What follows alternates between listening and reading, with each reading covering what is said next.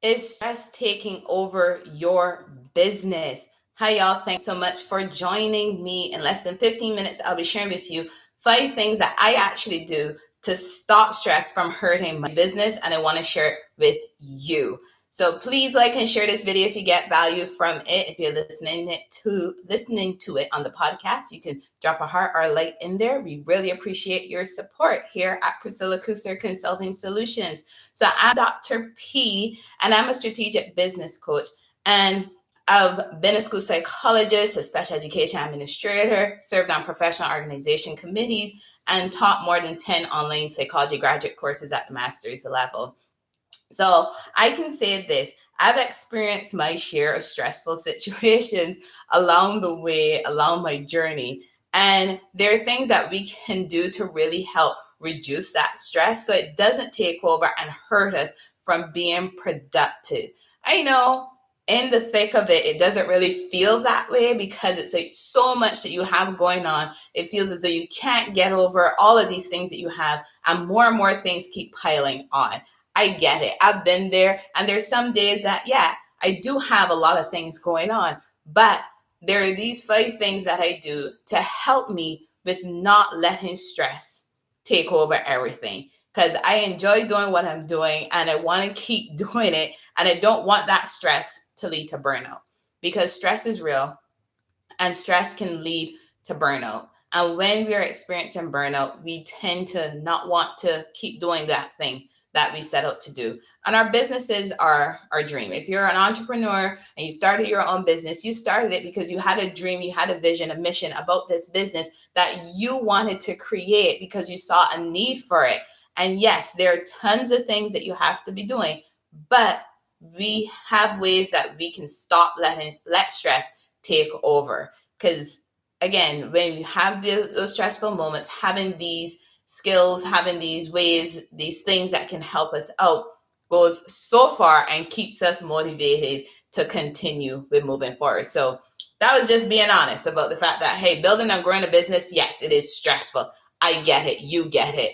And we need to be able to have those resources that we can use to help us to not let stress win. And by the way, procrastination is not one of those ways that you stop letting stress take over. Another one, ignoring your inbox, that is not going to have the stress go away. It is not. Those 2 things are not going to be helpful for you, because you could procrastinate for minutes, hours, weeks, months. But guess what? That task that you were procrastinating about still has to be done, doesn't it? Because if you don't do it, how are you moving forward in your business? And ignoring that inbox of yours, hey, 1 email can quickly turn into 10, can quickly turn into 50. I get it. But 50 can turn into 100. And what is sitting in your inbox can actually be an opportunity for your business. Could be a referral from someone that, somebody referred somebody to you and you're missing out on that business. Could be an opportunity for a partnership. Could be, an approval to probably some money that you were applying for. The point is, if you ignore your inbox, you can be ignoring opportunities for your business. So don't let your inbox become overwhelming. Put some time in your day to tackle that inbox. But don't go down the email rabbit hole, right? Because sometimes we can end up spending by far more hours on responding to emails than we have planned on. So it's all about balance, right? When it comes to our businesses. So again, procrastination and ignoring your inbox are not the way to go if you want to reduce stress. Because really and truly, those things can really up the stress level and make you even less productive than you really are and more stressed out. So just believe in yourself. Hey, Miramar, believe in yourself and know that procrastination won't get you to that success that you are looking for. Part of my doctoral research, I came across some studies on job satisfaction and burnout, right? And the thing is that the demands of your job can actually contribute to work stress.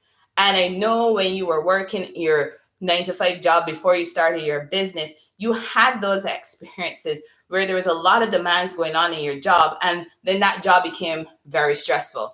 It's very similar as an entrepreneur. we have a lot of demands placed on us because we're building our businesses, right? And they can become overwhelming, and it can lead to those stressful situations, which then can lead to you having a negative impact on your personal accomplishments. So I'm talking about those goals that we have for our business. We have those goals in our business, and when that stress becomes really high, when that negativity becomes really high, we tend to not accomplish as much as we wanted to because, those demands are so strong.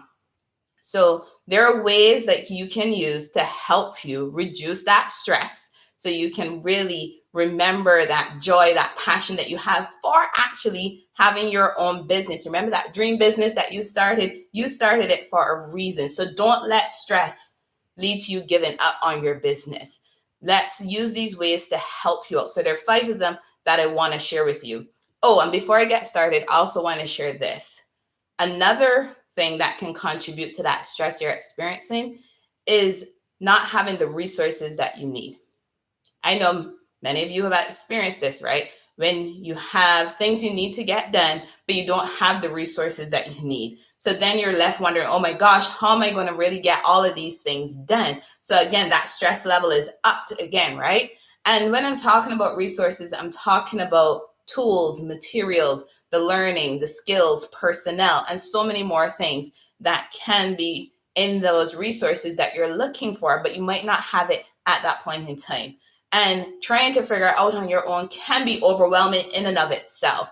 So sometimes when you reach out to a business coach, that person can help you come up with your own unique plan to help you to be able to tackle what you need to so that you can get those resources and help you understand how you can get those resources. And maybe there's even a workaround as well, because that's another thing. There might be a workaround that you're not even aware of that the business coach can help you with understanding and make it easier for you to move forward. So all those things are not so overwhelming and ultimately reduce that stress, because that's what we want. We want you to reduce the stress so that you can be productive. So if you don't have the finances to hire a business coach, okay, fine. I get it. So here are these 5 ways I want to share with you, because you can use these on your own. If you don't have the finances to be working with a business coach, or even if you're working with a business coach and they may not have shared these things with you yet, here are 5 ways that I actually use to help me with reducing the stress in my life, in my business. So the first one is I use lists. And I really love using lists because it really helps keep me organized, right? And I create these lists for the things I need to be doing. And here's the thing, when you can see a list of everything you need to be doing, it can take away that uncertainty that you might have been having about, oh my gosh, what do I need to do first? What do I need to do next? And then what comes after that? Because I know sometimes for many of us, not knowing what comes next can just bring a whole set of anxiety. And then you're trying to figure out, okay, how much time do I have on this? Maybe I don't have enough time because you're not quite sure what comes next. So this is where having a list can come into play. Because once you make that list, you can see written down or typed out on an app, however you make your list, you can see what you need to do first and then what comes next. So it helps to create this structure for you so that you can know what to expect. And again, reduces some stress because you know what you need to get done. But here's the thing though, don't keep adding to your list without completing tasks. Because if you keep adding to your list, you're going to only increase that feeling of being overwhelmed. That's not what you want. You want to be able to put things on your list that are connected to your goals, by the way, accomplish those things, and then see what you need to do next. Because if you keep adding as you are going, you can give yourself misinterpretation of what needs to happen. Plus, you're now focusing on just adding to a list rather than actually getting actions done for your business. So write a list, use the list, and work through those things so you get those things accomplished. And don't start procrastinating when you see what you have to do on your list. Get them done. Next one is get some rest. Yes, I'm sure you probably heard people talk about entrepreneurs work 80 hours a week. Heard some people say 100 hours a week. Some people work out of the 24 hours. They might tell you that they're working 20 hours every day. People are productive with different amounts of time in a day. I get that. But we still need to put aside some time for rest. And I'm talking about sleeping. Put aside some time for sleeping and taking some me time. We can't be constantly working because the brain needs us to take a rest. Because when we sleep, it can help us with improving our learning, our cognitive performance. You know, that thing that we talk about, focus and productivity, problem solving. When you sleep, your brain gets a chance to recharge itself so that you can come back the very next day stronger and more focused on what you need to get done. Because think about it. Think about those times when you were sleep deprived. How quickly were you coming up with ideas? How quickly were you getting things done? How good was your focus?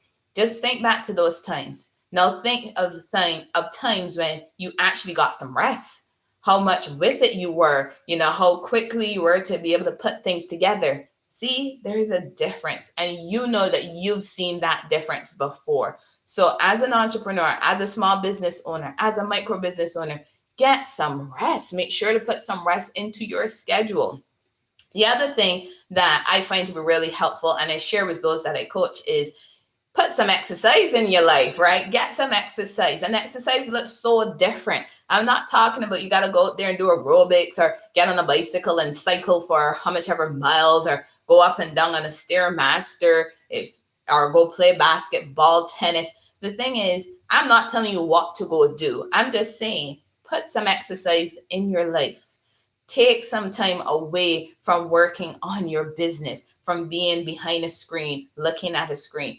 Take some time to get out there, see the outdoors, see other people, interact with people. Because as an entrepreneur, as a small business owner, you probably are working by yourself or you have a remote team. But those benefits of exercise include getting out there and just taking a break, not only from doing that work, but from that constant high level of performance that you have when you're in your business.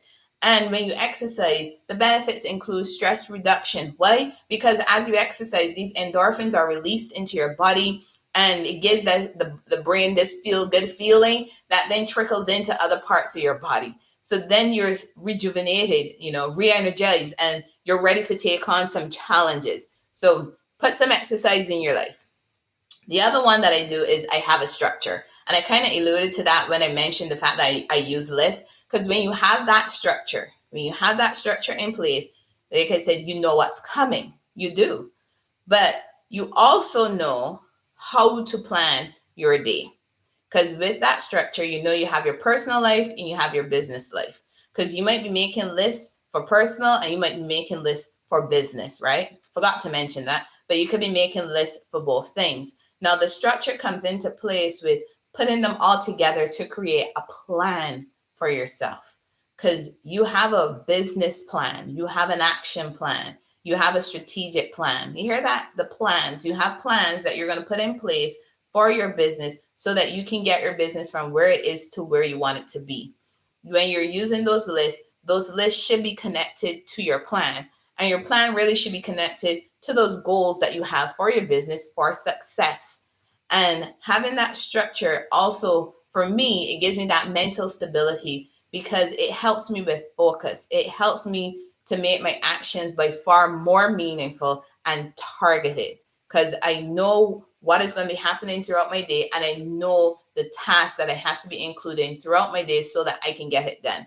And there's a time in my day and my week where I do networking. There's a time when I focus on course development or some type of development for my coaching business and improving my processes. And there's time I use for research. So you having that structure really goes a long way. And it helps me to not feel so stressed out about all the things I need to do. Then the fifth one I wanted to share is don't run from challenges. Seriously, don't run from challenges. You started a business. Starting a business is not easy. So give yourself credit for that. Put a pat on the back. You started a business, but it's not easy. There's a lot of things that you have to do, and it can become overwhelming because, again, you walked out of an organization that had all those things in place, and now you as a small business owner, you now have to create those processes and those systems and those structures So yes, it is overwhelming, not impossible, but it is overwhelming. But don't run from the challenges. Face the challenges, because if you run from it, guess what? You still got to do it, because you have to tackle that challenge in order to move forward to that next level that you want for your business. So don't run from the challenge. Face it head on and overcome it so that you can go on to getting your business where you want your business to be. So those are the 5 ways that you can reduce stress and stop stress from hurting your business, because I do them and they do help me out tremendously. So those 5 are: use lists, get some sleep, make some time for some exercise, have structure, and don't run from challenges. So thank you all so much for joining me. Remember, solutions plus actions equals results. Bye, y'all.